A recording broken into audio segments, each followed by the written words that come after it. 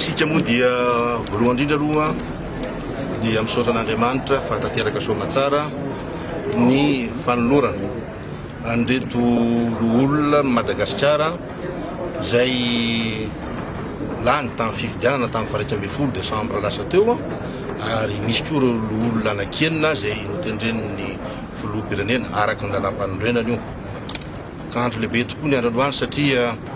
isika dia taky fitoniana eto amin'ny tany sy ny firenena, ary ny olona dia manana andraikitra lehibe tokoa amin'izany nisy ny filaminana, satria ny filaminana sy ny fitoniana ihany no ahafahantsika manatanteraka an'ireo asa goavana miandry eto amin'ny tany sy ny firenena,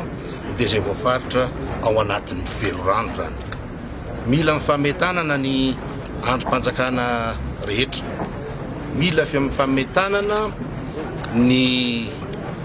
miaraka amin'ireo olom-bofidy, ary zay anisan'ny asa lehibe indrindra miandry an'reto olon'reto, dia mba hijery fotony ny problema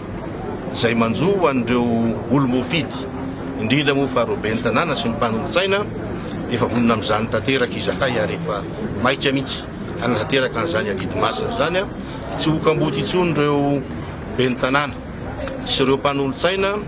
sy ireo olom-bofidy any amin'ny vondrom-bokapatry tsinjaram-pahefana zany, na any amin'ny collectivité décentralisée, collectivité territoriale décentralisée, fa dia tsy maintsy ataony fiahina azy reny, ataony ny fianonana n'ireo etaetany, ary mila manome toromarika, mila manara-maso fanatanterahana zany ety amin'ny fitondrana mpanatanteraka any anivon'ny gouvernement indrindrandrindra. Ka asa lehibe zany raha manontany ianao inona ny asa lehibe miandry, dia izahay reto dia mionkevitra tanteraka mihitsy fa ny fidininy fotony, ny fijerena fotony ny problema anivon'ny commune dia tena ataonay antondraraha mihitsy, nefa tsy azo adino koa moa fa ao ny fandaniana ny lalàna iarahana amin'ireo ary amin'ny antenimieram-pirenena zany, dia ambaro retany rendanitreto fa noatan'izany fandahina lalàna zany dia izay mahasoa ny firenena no atao, ary tsy ho atao le fanaovana va et vient any amin'ny Assemblée nationale saty amin'ny Sénat dia natao hanatsarana an'ireo lalàna ireo, fa tsy atao hanaovana blocage na isan-kanana, fa ny atao dia manatsara an'ireo lalàna mba ahafahana mamahaingana ny olana eny anivon'ny fiarahamonina tanterahana zay, ary hojerena akaiky ihany koa ireo sehatra izay misy ny ara-tsosialy sy ny ara-ekonomika izay ilaina mihitsy ny fanohanana azy ireo, dia efa mametoky izahay efa vonona andray tanana an'izy ireo ary fanakalo hevitra amin'izy ireo mba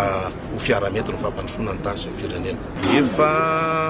voategniko teo fa mila tsindriana kely angambany le izy, fa milaza tamin'ny fanlaza zany ny tenanay teo fa ireo lalàna izay miainga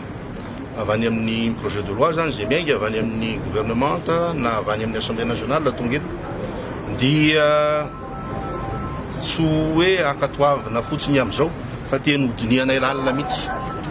Zany fandiniana lalina zany tsy midika akory hoe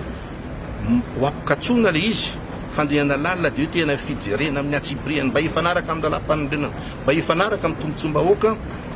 Isy zany ny azo lazaina hoe ny fantiana izay mety hiainga avy aty, ary zay mihitsy no andraikitry ny antenimieran'olona hijery amin'ny pitsopitsony mihitsy ny zavatra tsy mety, tsy mifanandrify amin'ny tombotsom-bahoaka, tsy tazapotsiny ny zavatra tsy mety zany zay.